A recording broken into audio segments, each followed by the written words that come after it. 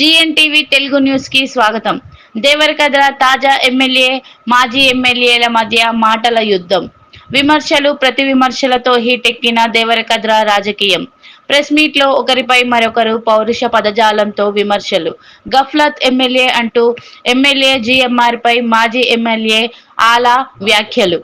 అవినీతి మరకలతో గల్లంతు అయిన నాయకుడివంటూ MLA Madhusudan Reddy counter. కానీ నువ్వు 7 సార్లు గెలిచినా పాటిందే పాట అన్నట్టు ప్రతిసారి నువ్వు అబద్ధమే మాట్లాడతావు. ప్రతిసారి ప్రజలను తప్పుదో పట్టించే విధంగా మా ముఖ్యమంత్రి గారి గురించి అవాకులు చివాకులు పేలుతా ఉన్నావు. అదేవిధంగా మా కాంగ్రెస్ పార్టీ గురించి తప్పుడు ప్రచారం చేస్తా ఉన్నావు. చేసిన తప్పులు ఒకటి కాదు 100 ఉన్నాయి. మీరు చేసిన తప్పులు, అధికారాన్ని అడ్డం పెట్టుకొని మీరు చేసిన తప్పులు ఒకటి కాదు 100 చేసి హరీష్ రావు మీరు 100 తప్పులు చేసిండ్రు కాబట్టి ప్రజలకు మీకు మన జరిగిన అసెంబ్లీ ఎన్నికల్లో బుద్ధి చెప్పిండు.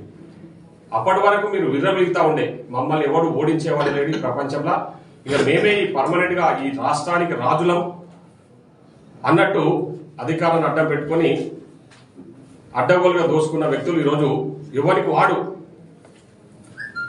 100 ఎకరాలు, కొందరైతే 1000 ఎకరాలు.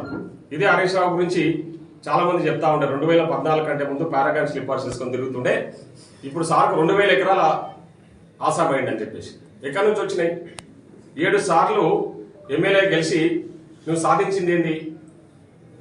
2000 ఎకరాల భూములు సంపాదించేసి అమెరికాలో ఆస్తులు కూడా పెట్టాలి, ఇతర ప్రపంచ దేశాలలో ఉన్న దేశాలలో కూడా మీ ఆస్తులు కూడా పెట్టుకొని ప్రజలను మోసం చేసిన వ్యక్తులు మీరు అధికారంలో ఉన్నప్పుడు జరిగిన మోసం ఉన్న ఫోన్ కూడా ట్యాపింగ్ చేశారని చెప్పేసి మనం రోజు చూస్తా ఉన్నాం. వార్తలలో, పత్రికలలో, టీవీలలో చూస్తా ఉన్నాం. అది మీకు తెలియదా హరీష్ రావు? నీకు తెలియదా కేటీఆర్? నీకు తెలియదా కేసీఆర్? చేసిన పనులని దుర్మార్గమైన పనులు చేసి మళ్ళీ ఇప్పుడు తగుదనమ్మా అని చెప్పేసి మా మీద పడి ఏడుస్తా ఉన్నాం. మా ముఖ్యమంత్రి గారిని పదే పదే అడ్డగోలుగా మాట్లాడుతూ ఉన్నారు. వాడు కేటీఆర్ ఏం మాట్లాడుతా ఉన్నావు? ఇంతకు నీళ్ళలో మునిగి ఆత్మహత్య చేసుకోవాలంటే ఎవరు చేసుకోవాలరా ఆత్మహత్య? ఇలాంటి దొంగలు చేసుకోవాలి ఆత్మహత్య. 10 ఏళ్ళు రాష్ట్రంలో అధికారాన్ని అడ్డం పెట్టుకొని అడ్డగోలుగా దోచుకొని ఎక్కడ దొరికితే అక్కడ ఫోన్ ట్యాపింగ్లు, కాళేశ్వరం స్కామ్లు, ఫార్ములా ఈ కేసు స్కామ్లు, ఇన్ని స్కాములల్లా ఇన్వాల్వ్ అయి అధికార దుర్వినియోగానికి పాల్పడి అడ్డగోలుగా దోసుకొని మళ్ళీ వచ్చి మా ముఖ్యమంత్రి గారు ఈరోజు ప్రజాపాలన అందిస్తా ఉన్నాడు. ప్రజలందరూ కూడా మెచ్చుకుంటున్నారు. నాట్ ఓన్లీ తెలంగాణ, ఇతర రాష్ట్రాలు కూడా, భారతదేశంలో ఉన్న వేరే రాష్ట్రాలలో ఉన్న అధికారులు, అంటే వేరే పార్టీల అధికారంలో ఉన్న కూడా తెలంగాణ మోడల్ ఫాలో కావాలని చూస్తా ఉన్నారు. ముఖ్యమంత్రి గారు అంటే ఈయన కోసం అంటే ఆత్మహత్య చేసుకోవాలంటే నీళ్ళలో మునిగి. సిగ్గుందా దానికి? ఏ ముఖం పెట్టుకొని బయట తిరుగుతున్నారు?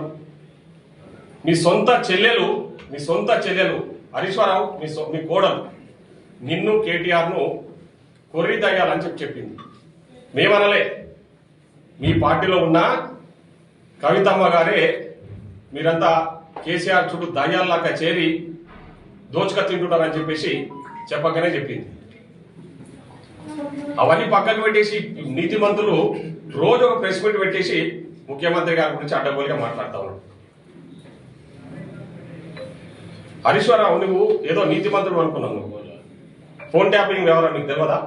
పెళ్ళమ్మ కూడా మాట్లాడుకుంటే వినాల్సిన సిగ్గు లేదా మీకు ఇంతనన్నా?